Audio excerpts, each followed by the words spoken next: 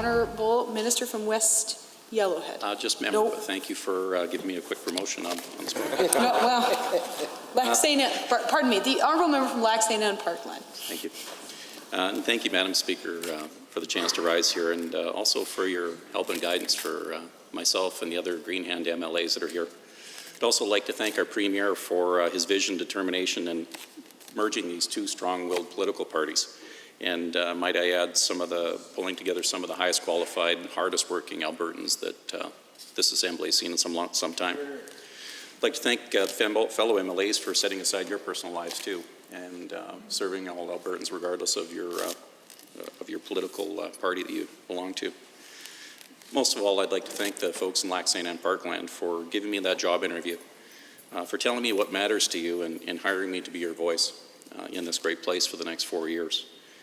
Thanks to all the volunteers that stepped forward out of the woodwork to prop up this farm kid from out west and get me to this place. My wife Laura and our 4 amazing kids, Leif, I better read the race right, Leif, Rowan, Faith, and Cora. Thanks for giving me your permission to step forward and help out our friends and family in this time. So as you can tell, I'm about as nervous as a long-tailed cat in a room full of rocking chairs, and it's not normally because of speaking in front of people. It's just the reverence for this place, for what it kind of sets out for us, the importance that we have here and the impacts that we can make in everyone's lives. I'd like to talk about my constituency, if I may, and tell you a little about people there and what we have and why I'm honored to represent them. So we're located on the borders of everything with the redraws here. We're located on the border of Morinville, St. Albert, Edmonton. Highway 2 is our border to the east, and Highway 16 is our border to the south, with the exception of Lake Wabman, where we duck a little bit south. And we go as far as Highway 22, out towards Entwistle and Evansburg. And we pick up all of Whitecourt, or not Whitecourt, I should say, but Marithorpe and Greencourt. We're proud to call the First Nations 3 reservations there, the Paul, the Alexander, and the Alexis. They're fellow Albertans, friends, neighbors, and partners in building a better Alberta together. We have 2 airports, one located in Villeneuve, which is home to the Edmonton Air Show. If anyone's partaken that, you're in my area, come on out, we'll buy you a beverage. And a smaller one located up in Marithorpe, a smaller strip there. In our constituency, we have the honor of holding the most summer villages, 17 in total. Our constituency includes Lake Wabman, Lake Isle, Lake Nakaman, Lac St. Anne, which is sacred to the local folks and as well as a National Historic Site for a number of years, along with Sturgeon, Paddle, and Pembina Rivers. We have 2 distinct notable historic bridges, the Pembina Train Trestle, and it crosses the Pembina River between Entwistle and Highway 16, and also up in San Guido, there's another large freestanding structure that's quite notable. We also have 2 Hutterite communities that call our area home, and that's the Rockford Colony as well as the Morinville Colony. There are also numbers of seniors lodges in our area that provide really good home, and we're going to have to talk about needs of our aging population because these folks are the glue that holds our families and a lot of our small towns together. We have a lot of long-standing families that can trace their heritage back to the founding fathers of these communities and, in fact, the province of Alberta itself. There's a vast array of people that live out in Lac St. Anne Parkland. They've got lake lot living, summer villages, small town villages, acreage estates, modular home parks, rural retreats, farming. The topography, and I'm going to tell you a little part of God's country out here, the topography varies. You've got rolling topography, grassy hills, lakes, rivers. You've got access to larger major urban centers. There are fertile flat lands in the east, which are used for grain production, seed potatoes, hay production, specialty crops. And of course, we talked about the agriculture as far as the cattle, and I might add some of the best families are producing some of the best breeding stock you can find is right from that area. I've seen firsthand community spirit of folks stepping in to help out other communities or other members that are failing, and done everything to bring attention to try to raise funds to keep what they have. I can't tell you how many local community groups and ag societies do their part to keep these places and these functions in service because they are the glue for their areas. Great organizations such as the Arcadettes, the dance groups, lots of sport leagues, the 4-H clubs. They keep all the parents and the kids busy. There's rodeos, hockey tournaments, festivals, and other community events. And there's a bit of a unique event as well. There's every year the town of Evansburg nominates the town grouch. So when you get an honor, a badge put on your chest for being the most cantankerous in the area, make no mistake, Madam Speaker, the folks in my constituency are not afraid of speaking their mind. The industries and the pillars in the economy in Great Lac St. Anne Parkland are diverse. We have agriculture, manufacturing, construction, forestry, mining, coal power generation, a new frac sand wash plant for industry, technology, and even aerospace out at the Villeneuve Airport. Of course, registries, insurance agents, medical services, grocers, and all the other service industries. And I'd like to highlight the importance that the small restaurants still play. There's not a bunch of food chains out in our area. There's still the family-owned, operated businesses. There's still the coffee shops for farmers and locals will gather together at 6 a.m. to hold Senate and their own committees to share what matters to them. And this is where I've met probably the most of the people in the area with genuine stories. You know, and I found it interesting that when I grew up, I was always told a bunch of things. You're always told to do things. Work hard, be honest, treat others with respect, judge a person by his character, live and let live. Also, don't bother people at their homes, at their work. Don't bug them on the phone or in person. Never bug someone they're trying to enjoy a meal. Don't ask for money. Don't brag. Be self-reliant. Stand up for yourself, your family, and your friends. Most of in this room realize that when that goes into a campaign, it kind of contradicts most of those lessons that were taught to you. So you're knocking on people's doors, you're phoning them on, and you're bothering them at work, and you're bothering them when they're having a meal, and you're showing up to shake hands and take pictures and show yourself off. And, well, I realize now that there was a wisdom in that process. I never would have been able to meet as many people as I did or connect with them in that personal way unless I broke down those boundaries, that comfort zone. And I was even convinced to put a truck rack on my truck so I could be seen by everybody driving down the highways. The everyday people of Lac St. Anne Parkland have concerns, and here's some of them I heard throughout the campaign. Too many people are out of work for some time or face large reduction in hours. Owner-operators can't hit their margins. They're dealing with higher operating costs, input costs, and just trying to keep alive. Annual rent cost increases for the folks out in Parkland Village. $50 a year may not seem like much, but right now it means an awful lot. The premature phase out of coal-fired generation, power generation. People in my area, they don't want handouts. This is a quote from one of the truck drivers I met early in the morning. Just for a government that lets me get to work and stops picking my pockets while simultaneously choking out the industries that I work for. I met seniors in fixed incomes who turned their heat down as low as possible during the cold snap back in February. They were no longer to be able to buy what they called good groceries and deciding how cold they could get the house down to. Saw kids crying and upset in school, wondering where mom and dad were going to be and if they had a job or a home to go back to. Heard from small business owners, their returns are diminished. They're just trying to keep things alive and not taking an income for themselves for a couple of years and managing to keep the 2 or 3 employees they have. Heard too many people are heading out of the province or out of the country where our industries are respected and still wanted and our services still required, as we've heard here earlier in the day. Heard lots about the education, the fact that we need for high-speed internet access, the fact that we need to get back to basics, and the transportation costs for moving our kids around the rural areas are pretty tough.